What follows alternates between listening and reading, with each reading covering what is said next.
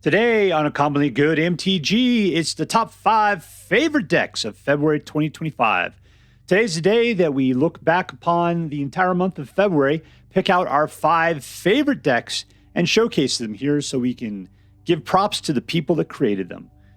If that sounds interesting to you, then stay tuned to find out more.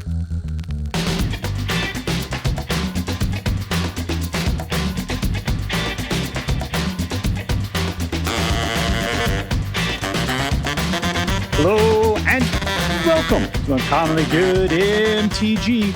I'm your host, the Pontifex Maximus of Magic Card Videos, Dr. Yukon Socket. Yes, thank you. Film before our live studio audience. Thank you so much, Yukon Socket. Word to your mama. So I'm broadcasting to you today from my secret underground headquarters, and I'm bringing to you my top 5 favorite decks. Top 5 favorite decks day. Top 5 favorite decks day. Yeah. This is that time that I like to go back and look at the month behind me and take a look at those decks that I found to be the most fun to play.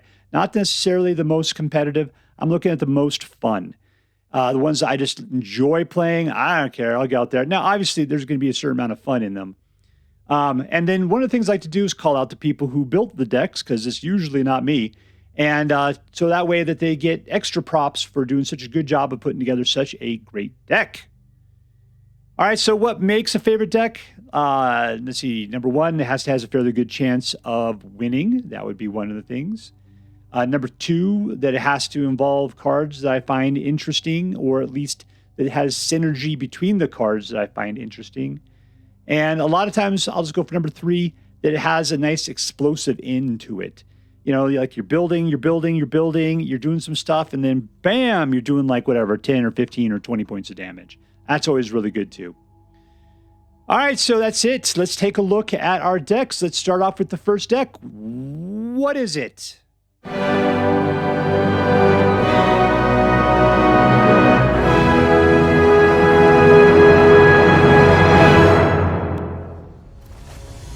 And we're playing against the Dessert Walker. Strawberry shortcake, dessert.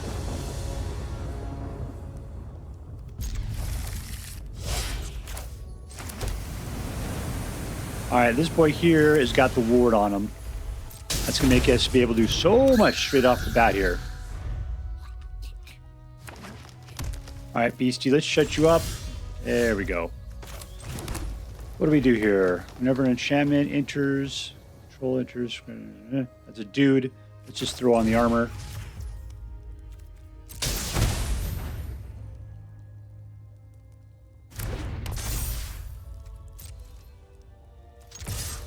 All right, we just got to keep those enchantments going. That's the problem.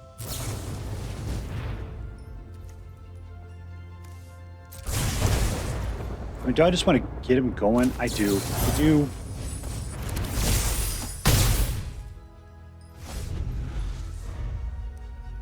I know it's not necessary. It's just that I got stuff.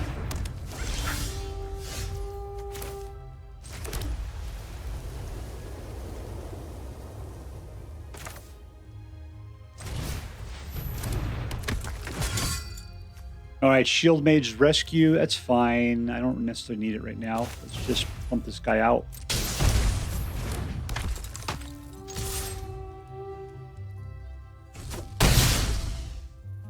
All right, so our big problem here is we got great cards. It's just that we didn't get the auras that we needed to make this so much better.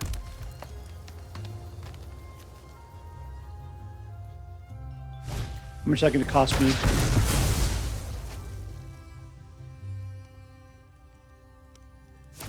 What are you doing there, Trash Panda? All right, cool.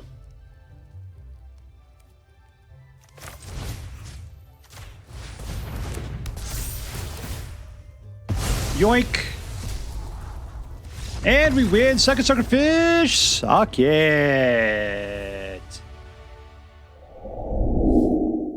All right, so here we are with Selesnya Auras. What did I like about this deck? It's the aggro. That's what I really liked about this deck, is the fact that everything's so cheap. As you can see up there, we're number one. We're number one because just one. Everything is cheap. We're playing everything straight up. Yeah, the biggest problem with this deck is you got to get creatures out that can live. But that's what the ward is all about. That's why I got Toadstool Admirer. That guy's got ward 2. Ward 2 is so hard to get past early in the game. Because it means you have to have at least 3 mana to be able to take this guy out. You got to pay 1 to do whatever the stupid amount of damage is to it, and then 2 more just to get through the ward. Of course, there's that black card that just wipes ward straight off the board, but you can't, everything's got its kryptonite. And the vast majority of people aren't really paying for that anymore. So you got that guy that stays great. You got guys that get buffed based upon stuff coming out. Those guys are more likely to get killed. But we do have protection for all of our guys in the sake of royal treatments and Shardmage's rescue. We have the ability for, the Sheltered by Ghosts, which gives your guy ward 2 as well. So we got the ability to do all that stuff. Then Calix, who comes out and just makes the duplicates of everything that's going on, is incredible. So yeah, I hated the Selesnya enchantment deck when it was with the Kamigawa cards. I'm glad those guys are gone because, God, I couldn't stand Kami of Transience. That guy just killed me. I just couldn't stand the fact he kept killing. Today's environment has a lot more exile than we used to have in the past. So it could be that we would do much better taking that guy out because you got to exile him badly with a prejudicial kind of way. So anyways, I like the fact that this deck is so fast. I like the fact that this deck just kind of explodes. I like the fact that we have a certain amount of protection from early game control. That's what makes Selesnya enchantment so fun and why I get really fearful when I play against it, because I know how you have to take out the creatures and you probably don't have the resources to do it early on. All right, there you go. Selesnya Auras.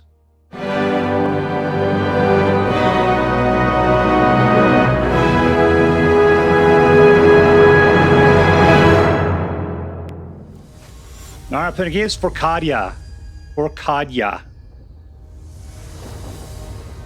Sure. Keep. All right, everything costs relatively cheap. I'm going to do that since we got nothing really to do, nothing to shock at the moment. No, don't play Selesnya against us. That would be bad. That'd be bad, okay? All right, 2 points, suck it.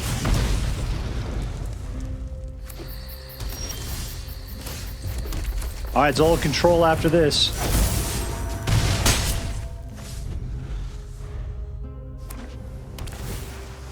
It starts exiling, guys. He's playing Bant. Let's just hope we got the juice for this. All right, we got 4 mana. That's a lot. Let's see what we can do here. All right, let's just do this. Suck that up a little bit. Do 2 more. All right, he's down to 2. We just got to get shock off next turn, and that's it. Don't gain any life, suckerfish. What does this thing do?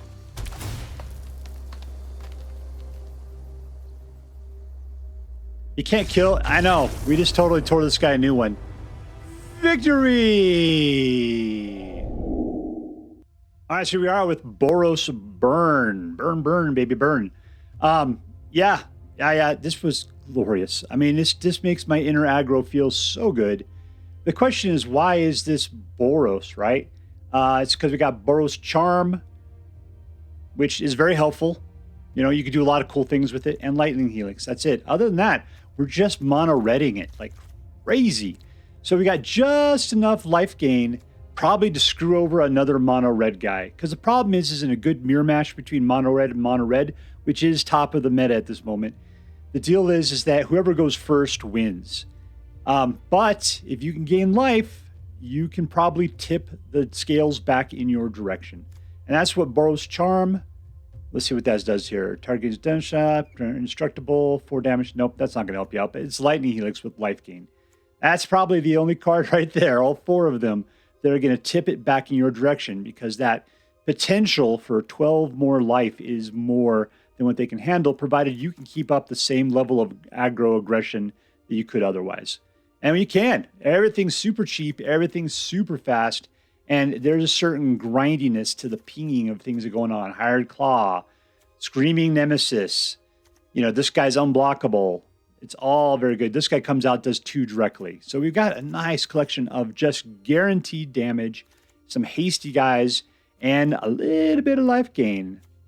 All right, so that's what makes Boros Burn so good, is just because, you know, it's more than just mono red aggro. It's mono red aggro with a bit of life gain and the ability to protect your guys just a smidge more. All right, there you go. Boros Burn.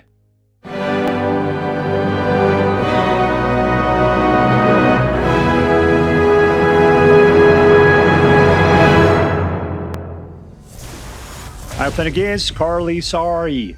CarlySarai. And 2, we got no black. That is not good. Bit of reunion when you go get Lactosaurus. Let's just try this. Let's see if we can make this happen. I mean, it's all about Zombify, which is a turn 4 thing anyway.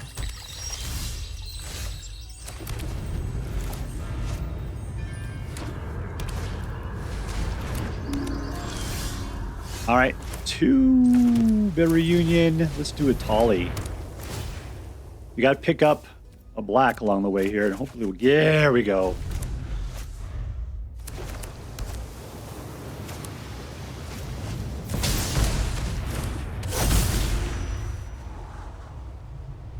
Ooh, maybe too late.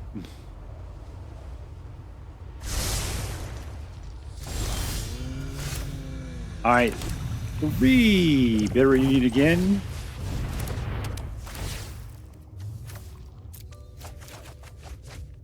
Well, those are not guys I want in play at the moment.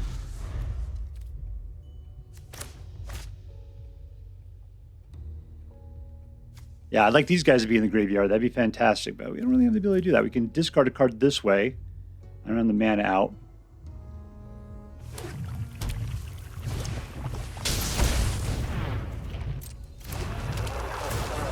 And the Galta would be great.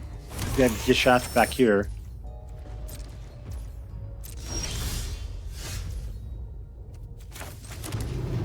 All right, let's should we play this one? Let's do that.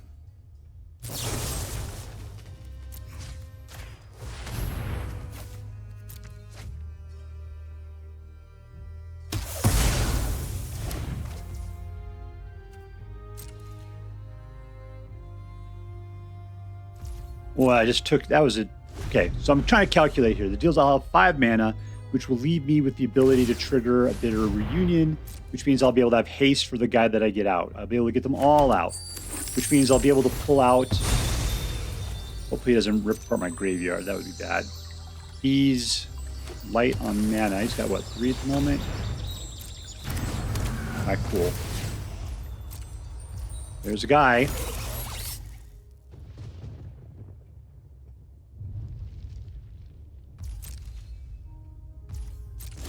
All right, if this is going to happen, it's going to happen now.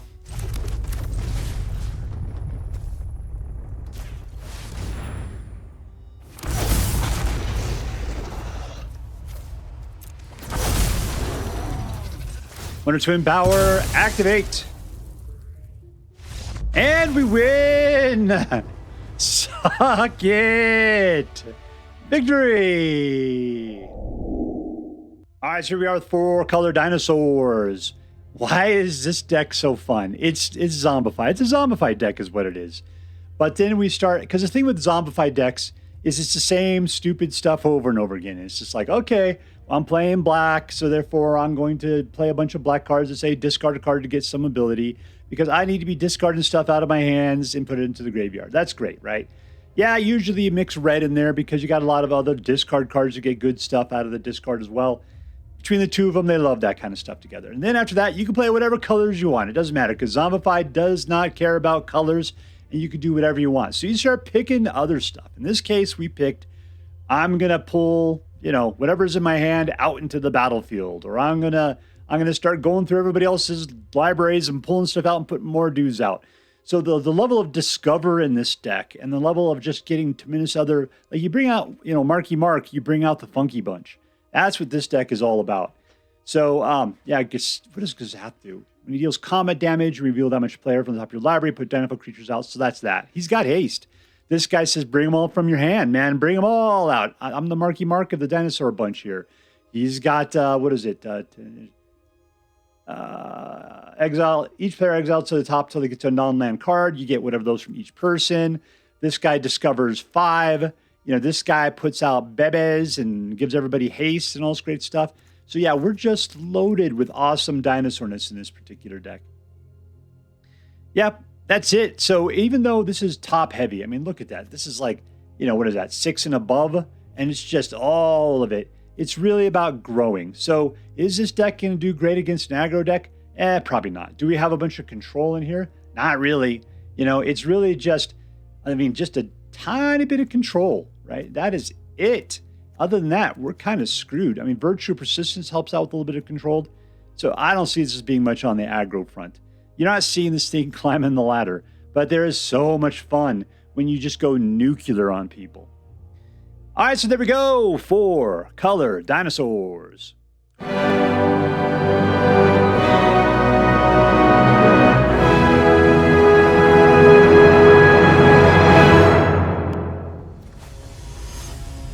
right, pin again, Stalker 2K. Stalker 2K.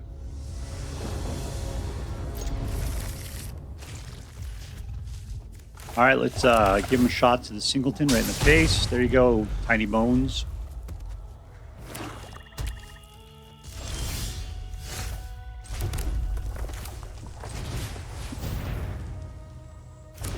Question is what I want to do. I'm going to get rid of one of the skitter beams.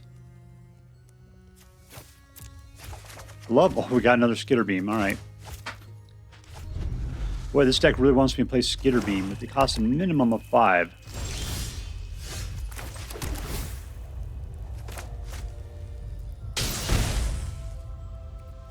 And we're done. We got the ability to take out a couple of his guys. This we might want to save for him. There's a thing. That's an artifact. Get lost doesn't do well against it, does it? Nope.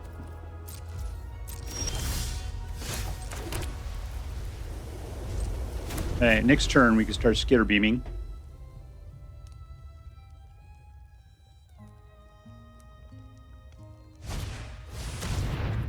There's an enchantment. I'll tell you what, man, you could go ahead and do something else than that. How does that sound? All right, here we go. Skitter Beam Battalion. Pow, pow, all in. It's going to be hard holding up against 6 of those guys. We have lethal next turn, provided he doesn't kill 1 or 2 or 3 of those guys.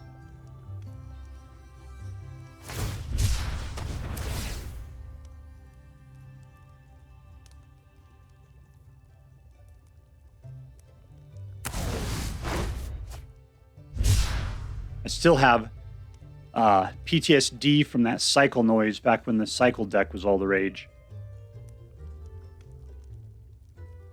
What was it? You just cycled everything, and then eventually at the end you play the thing that says this deals damage to your opponent equal to the number of cards you cycled? It's horrible. The worst part was having to hear that cycle music just all game long.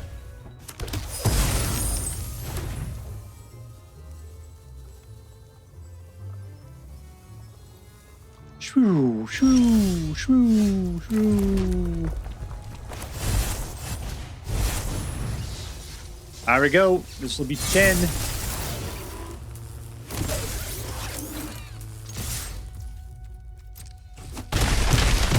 All right, lightning strike to the face. That's what we got left. We need to get to next turn before we can do it.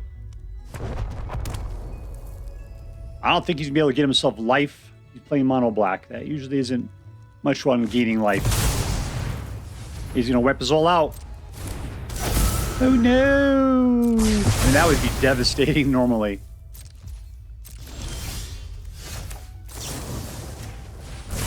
And we win! Suck it! Suck it! Victory! Alright, so we are with Urabrask Wallcallers. This was a deck I put together. I thought it was super fun. I still feel like maybe it's a little light on creatures. That's the big problem. But, you know, the deck eventually gets you Urabrask's Forge or Skitter Beam Battalion. Seer Slicer. We got some baby makers. They do what they do. Brotherhood Inn helps. It's not Brothers Inn. It's Bitter Reunion is the card that helps get you the cards you need. You know, you end up with a bunch of stuff that you know aren't really doing anything too much early. Bitter Reunion helps you go look for 2 cards that aren't going to be doing that kind of thing to you. But this deck is hasty. It is fast. This is the only non-hasty creature we got in here, Seer Slicer Goblin. So if you had Bitter Reunion ready to go and you cast this, that'd be great to do straight off the bat. All you have to do is attack. You don't even have to land damage. So therefore, Urabrask Forge is great at causing little goblins to be born over and over again. War Leader's Call lays that down so that as these babies get put out all the time, then pow pow, we got Day of Judgment to blast the board in case things are getting a little hairy, and lots of control between Get Lost, Lightning Strike, and of course the Day of Judgment. Authority pins things down. I mean, we have haste out the butt, but we don't let anybody else come even close to doing haste. I like this deck because it is so fast. There's not much you can do on number 1. The only thing we got on the first turn is Authority of the Consuls. We only got 2 of them in the deck. So the chances of getting that out first are really slim. But it's cool. But the deck does what the deck wants to do. One thing I like about this is the thing I don't like about the deck, right? Is that it is fast. It knows what it does. It doesn't have much in the way of decision making. So the game is going super fast. You don't, like from your perspective. So what sucks is that your opponent is so slow. It is just so painful waiting for your opponent to make up his damn mind because you are on like crystal meth or something. So that's the problem, is that this deck raises you up to tremendous levels and everybody else is a slow snail player. All right, so there you go. Urabrask Forge, a fantastic deck. Once again, Urabrask Wallcaller.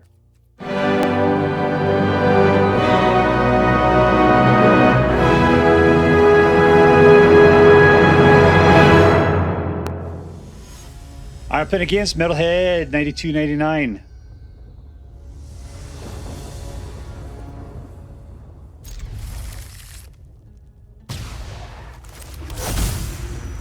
All right, let's keep any counter spells from getting in our way.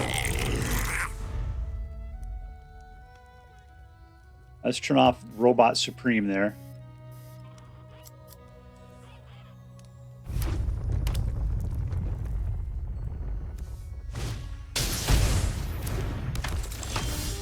All right, so I'm going to get a Baby Maker out and challenge him to trade off. Nope.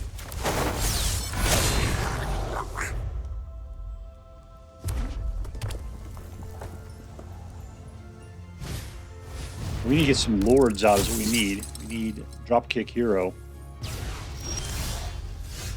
All right, that's cool. The question is that are we too concerned about what's going on? We shoot those guys at any time. All my guys will die. I'll attack. I don't care. I mean, you can kill the Baby Maker. That's the most unfortunate thing.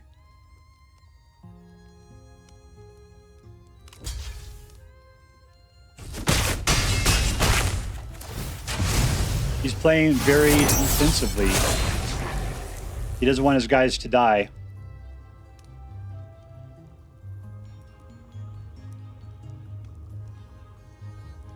And the Baby Maker, man, that's when you gotta watch. He says he's gonna be able to take out one of my creatures. He's telegraphing it. He sees her right there. He looks how dead sexy she is. House Quad Heavy is probably the bigger problem because it does give everybody haste. He does like to put out the babies too.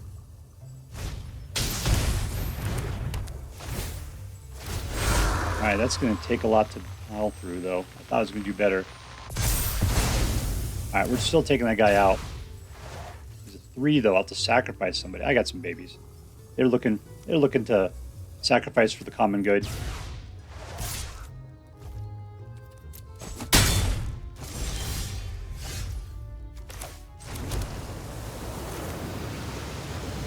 What I got to get through is 1.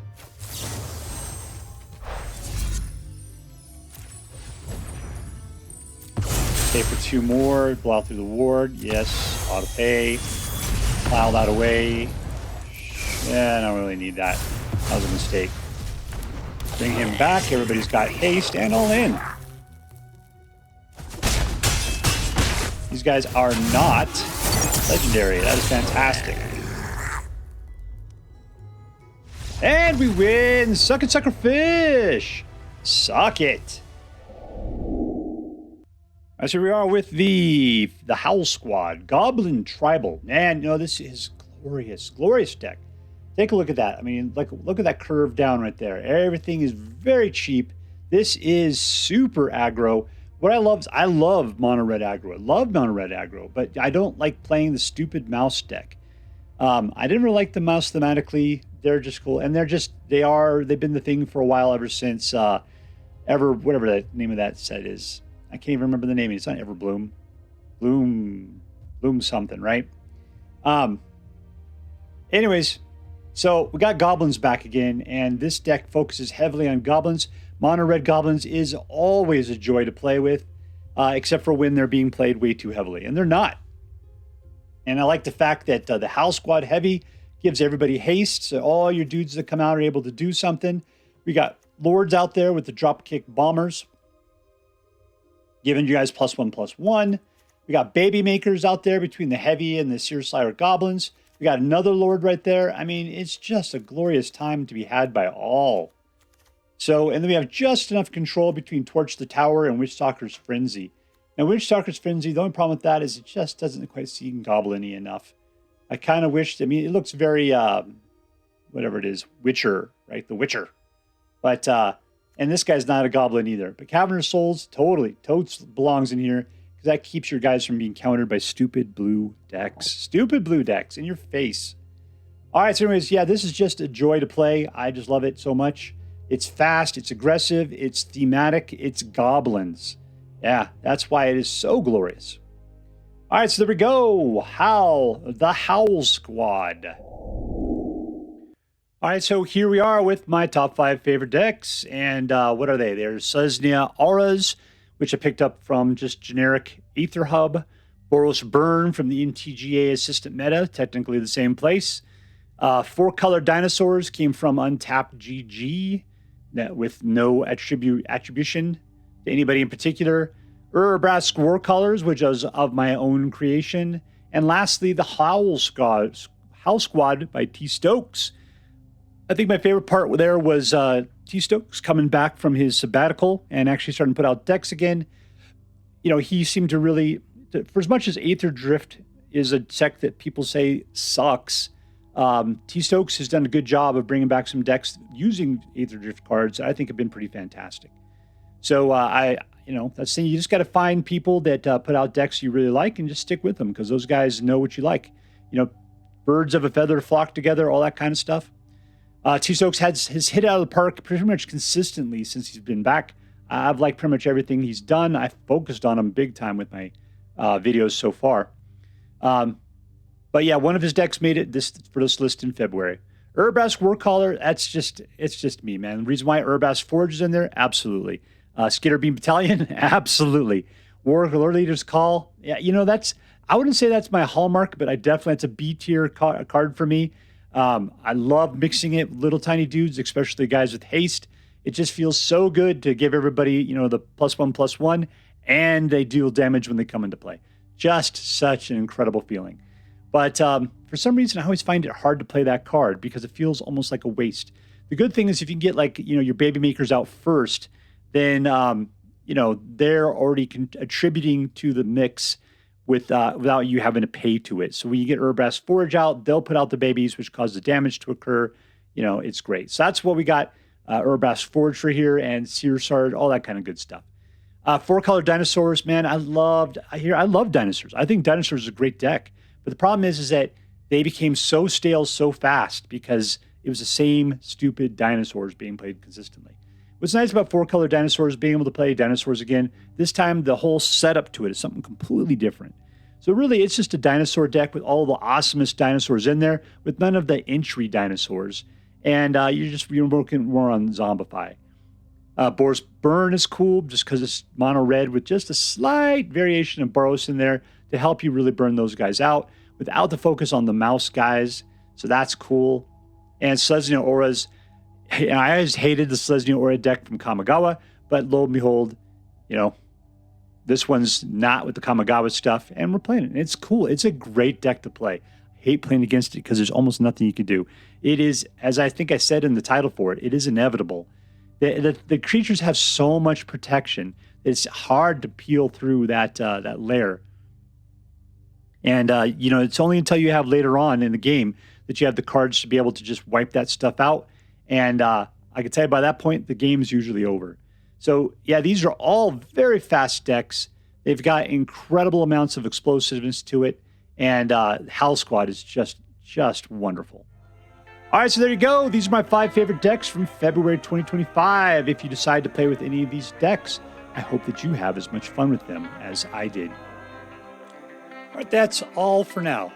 If you enjoyed this video, please make sure to like and subscribe. From all of us here in the secret underground headquarters of Uncommonly Good MTG, have a great day. See you next time, Space Cowboys. Later.